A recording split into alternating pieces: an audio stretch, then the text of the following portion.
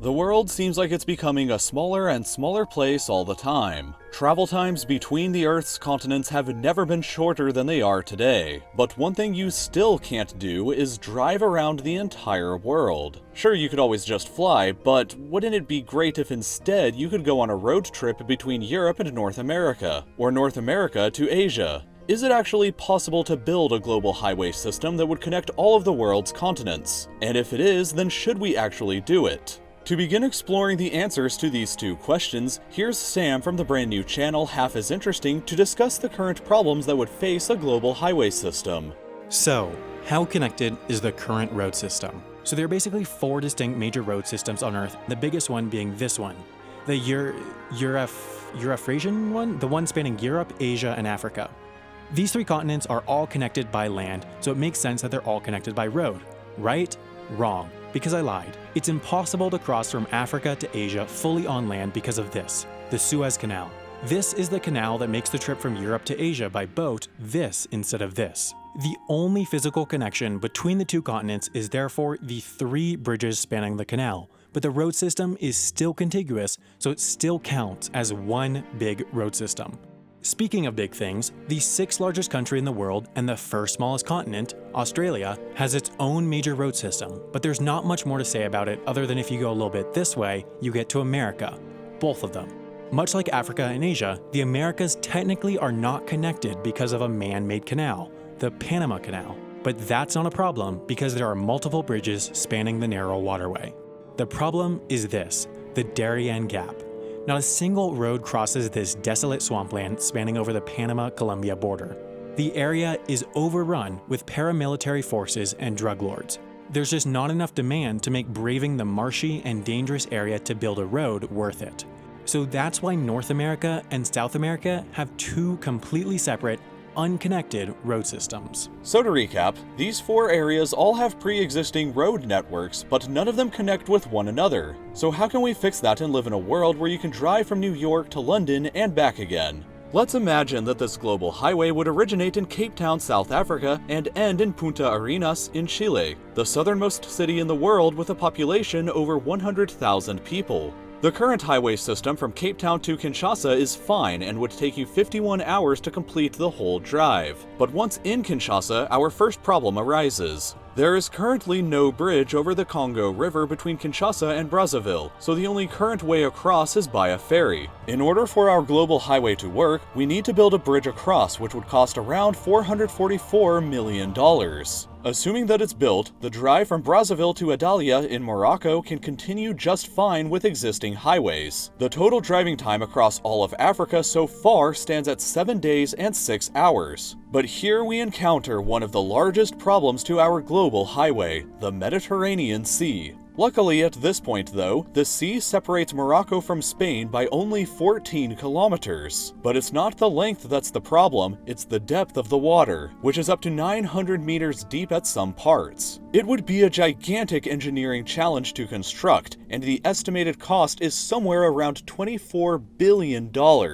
But let's assume that it's built and you're now across from Africa in the town of Algeciras in Spain. You can now drive all the way from this town to the other side of Eurasia in Magadan, Russia on currently existing highways. And that drive alone would take 7 days and 11 hours. When combined with your trip from Cape Town, the total drive from there to Magadan would take 14 days and 17 hours to complete. In order to connect more people on the global highway, UK citizens could transport their vehicles through the Channel and begin their journey on French highways on the way to Magadan. If you live in Australia, New Zealand, or Indonesia, then I'm sorry, but it's probably not possible to build a bridge connecting you guys to the system with our current technology. The distances that Australia and New Zealand are from everything else means that any bridge built would have to be at least 165 kilometers over open ocean, which is not very feasible. So basically, if the rest of the system is built, if you're living just about anywhere in Eurasia, you would be able to drive to Magadan. But getting from there to North America is perhaps the greatest challenge that the system faces. This is a map of the Russian highway system, and as you notice, this entire area here is full of nothing. Over 2,000 kilometers of brand new highways would have to be built through this vast and freezing land to connect to the small village of Uelen near the Bering Strait.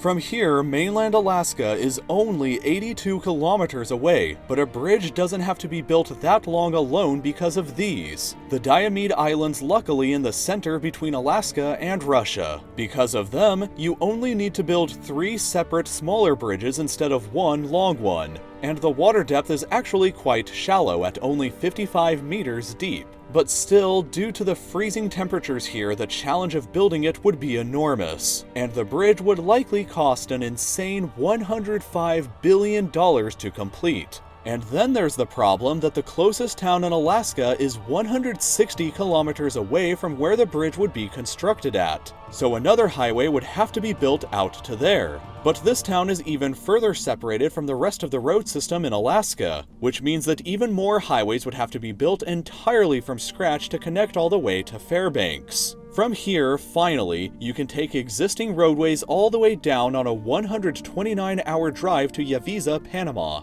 The existing road system ends here at the aforementioned Darien Gap. So if the area could become a little more safe and a highway was built across it in the future, you could drive even further all the way down to Punta Arenas in Chile, the southernmost major city in the world. To recap all of this one more time, these areas would have to see some major construction projects to build the global highway system. The longest route would be from Cape Town to Punta Arenas, and it would be over 52,000 kilometers long, take you over 28 days of driving time, and the entire system would likely cost at least $233 billion to build. That's a little over 1% of the United States' GDP. Or about 38% of what the United States military spends in one full year. That may not seem like very much until you remember, you could always just fly from Cape Town to Punta Arenas for about $2,000, and it would only take you about 27 hours instead of 675 hours.